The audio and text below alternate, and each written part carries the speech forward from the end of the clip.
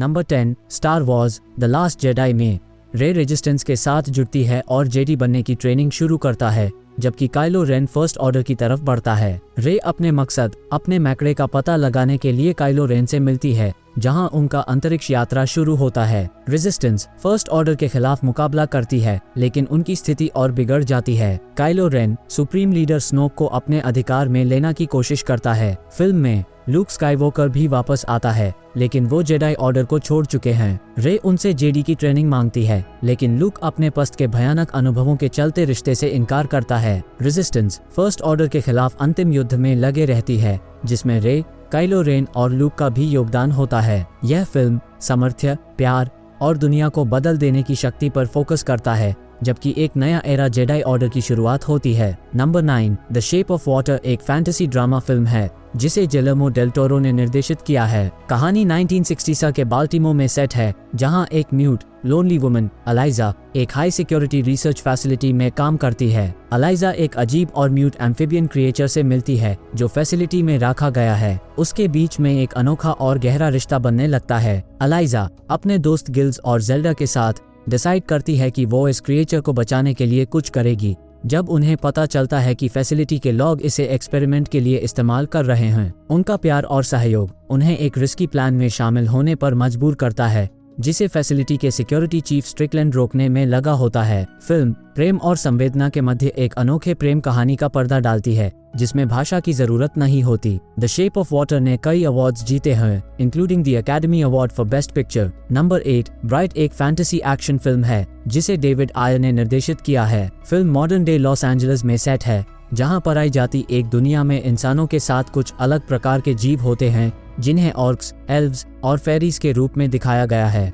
दुनिया को एक अलग रूप में दिखा देते हुए फिल्म एक मैजिक इन्फ्यूज्ड और अपार्टाइड लाइक सोसाइटी को एक्सप्लोर करती है। दीक्षा लेने वाले एक police officer Daryl Ward Will Smith को एक ऑक पुलिस ऑफिसर निक जैकबी जोल एजिटन मिलता है। दोनों को एक केस में मिलकर काम करना पड़ता है, जिसमें एक खास ब्राइट मैजिक यूजर से जुड़ी जा रही है। यह केस उन्हें एक पावरफुल मैजिक वॉन्ड के पीछे ले आता है, जिसे सब लोग हासिल करना चाहते हैं, लेकिन जो किसी के भी हाथ लगने पर खतरनाक होता है। फिल्म एक मिक्स ऑफ एक्शन, फैंटेसी और सोशल कमेंट्री है, जिसमें स्पीशीज और क्लास के बीच होने वाले कॉन्फ्लिक्ट्स को दर्शाया गया है। ब्राइट एक यूनिक वर्ल्ड और थ्रिलिंग स्टोरी लाइन के साथ आता है, जिसमें मैजिक और रियलिटी का इंटरेस्टिंग ब्लेंड दिखाया गया है। Number 7 Kingsman the secret service एक एक्शन कॉमेडी फिल्म है, जिसे मैथ्यू वॉन ने निर्देशित किया है। फिल्म में गैरी एग्जी अनविन तारो एजिटन एक स्ट्रीट स्मार्ट लड़का को एक सीक्रेट इंटेलिजेंस ऑर्गेनाइजेशन किंग्समैन में शामिल होने का मौका मिलता है। Harry Hart Colin Firth Eggsy को एक पोटेंशियल किंग्समैन एजेंट बनाने का दास्तान सुनाता है। किंग्समैन का मकसद है दुनिया को बुरी ताकतों से बचाना, और आईएस के लिए एजेंट्स को हाई टेक गैजेट्स और खतरनाक ट्रेनिंग दी जाती है। एक्सी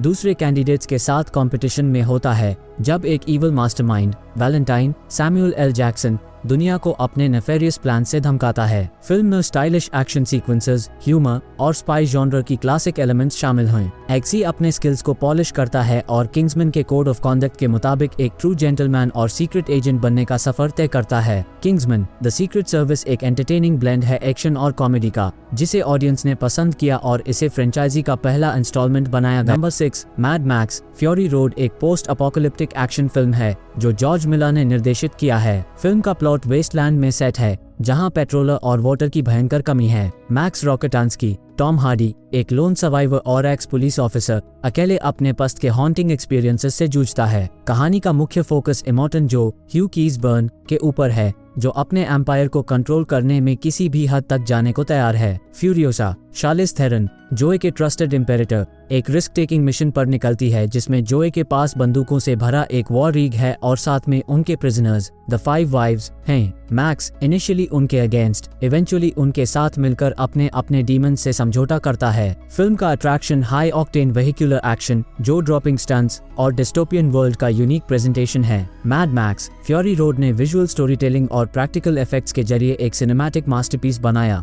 जो ने नॉट ओनली क्रिटिकल अक्लेम जीता, बल्कि बॉक्स ऑफिस पर भी सक्सेसफुल रहा। नंबर 5 मिशन इम्पॉसिबल फॉलआउट एक एक्शन थ्रिलर फिल्म है, जिसे क्रिस्टोफर मैक्वारी ने निर्देशित किया है। IMF agent Ethan Hunt, Tom cruise को प्लूटोनियम के खोई गई स्टॉकपाइल्स को ट्रेस करने का मिशन मिलता है। जब एक मिशन के दौरान प्लूटोनियम चोरी हो जाता है, हंट और उसकी टीम को न्यूक्लियर डिजास्टर से बचाने के लिए एक डेडली टेररिस्ट ग्रुप के पीछे दौड़ना पड़ता है। फिल्म में हंट का पस्त भी उसके मिशन में इंटरवीव्ड होता है, जब उनकी प्रीवियस मिस्टेक्स उनके नए मिशन को और भी कॉम्प्लिकेटेड बनाते हैं। CIA agent August walker, Henry Cavill भी इस मिशन में शामिल होता है, लेकिन उसके साथ होने वाले ट्विस्ट्स और टर्न्स हंट को अपने बिलीफ्स और लॉयल्टी पर सवाल खड़ा करते हैं। Mission impossible fallout high octane action sequences, ब्रेथटेकिंग stunts और सस्पेंसफुल स्टोरी टेलिंग के लिए मशहूर है। फिल्म ने IMF टीम के मिशंस के थ्रू एक ग्लोबल कॉन्स्पिरेसी को अनफोल्ड किया, जिसमें ट्रस्ट और बिट्रेयल का खेल खेला गया। टॉम क्रूज का फिनोमिनल परफॉर्मेंस और फिल्म का एंगेजिंग प्लॉट इससे एक ब्लॉकबस्टर बनाते हैं,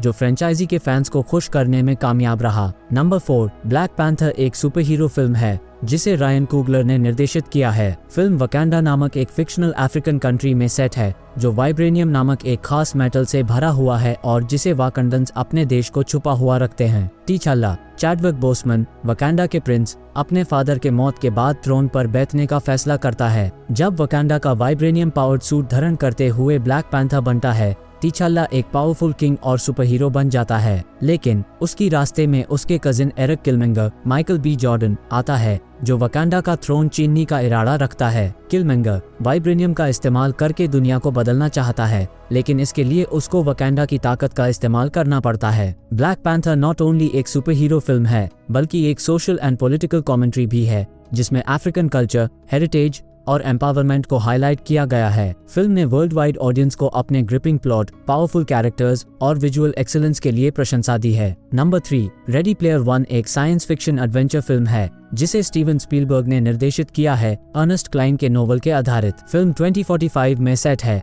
जब दुनिया डिस्टोपियन और आर्थिक रुकावट में डूबी हुई है। लॉग एक वर्चुअल रियलिटी यूनिवर्स ओएसिस में अपने रियल लाइफ इश्यूज से बचने के लिए चले जाते हैं। जेम्स हैलिडे, ओएसिस के क्रिएटर, अपने मौत के बाद एक स्कैवेंजर हंट या ईस्टर एग छुपा देता है, जिसे ढूंढकर कोई भी ओएसिस के कंट्रोल का हकदार बन सकता है। Protagonist Wade Watts, Tye Sheridan AKA Percival, एक टीनेजर, इस रेस में शामिल होता है, जिसमें उससे और कुछ गेमर्स को evil corporation, innovative online industries IOI भी रोकना पड़ता है। Film action packed virtual world के अंदर 80s पॉप कल्चर रेफरेंसेस और वीडियो गेम चैलेंजेस के साथ भरा हुआ है। पाजीवाल अपने फ्रेंड्स R3 मीज, ओलिविया कुक, ईच, लेना वेद, शोटो, फिलिप चाओ और डेटो विन मोरिसाकी के साथ मिलकर हैलिडे के ईस्टर एग को ढूंढने में लगता है। रेडी प्लेयर वन एक थ्रिलिंग एडवेंचर है जो pop culture nostalgia, virtual reality का जादू और एक अंडरडॉग की कहानी को एक साथ लाता है। Number 2, Avengers infinity war Marvel cinematic universe का एक महत्वपूर्ण इंस्टॉलमेंट है,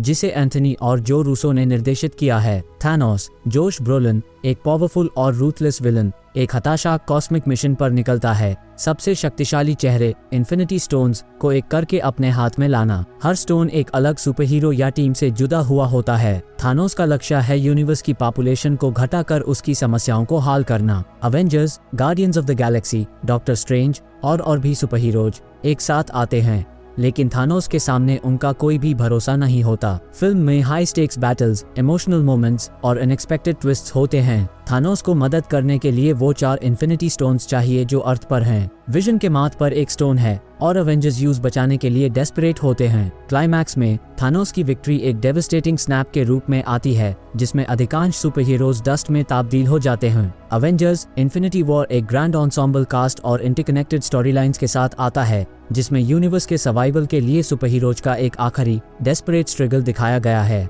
number 1, Ant Man and the Wasp एक सुपर हीरो फिल्म है जिसे पेटन रीड ने निर्देशित किया है। Scott Lang, Paul Rudd AKA Ant Man house arrest से बाहर आता है और अपनी सुपर हीरो ड्यूटीज को पूरा करने का फैसला करता है। Hope van Dyne, Evangeline Lilly AKA the Wasp, अपने lost mother Janet van Dyne, Michelle Pfeiffer को रिट्रीव करने के लिए एक क्वांटम रेल्म एक्सपीडिशन प्लान करती है। फिल्म में स्कॉट, होप और doctor hang Pym Michael Douglas को एक मिस्टीरियस विलन गोस्ट हैना जॉन कार्मन से बचाने की कोशिश करनी पड़ती है, जो क्वांटम एनर्जी का इस्तेमाल करके अनस्टेबल हो गई है। इस सफर में एंटमैन और द वॉस्प एक इनोवेटिव साइज चेंजिंग टेक्नोलॉजी का भी इस्तेमाल करते हैं। एंटमैन एंड द वॉस्प एक लाइट हार्टेड टोन के साथ आता है, जिसमें ह्यूमर, एक्शन और फैमिली डायनामिक्स का भी एलिमेंट है। क्वांटम रेल्म, जो पहले एंटमैन में इंट्रोड्यूस हुआ था, इस फिल्म में भी एक इम्पोर्टेंट रोल प्ले करता है। फिल्म एक एंटरटेनिंग सुपर हीरो एडवेंचर है जो MCU में इंटरकनेक्टिविटी को और भी मजबूती देता है।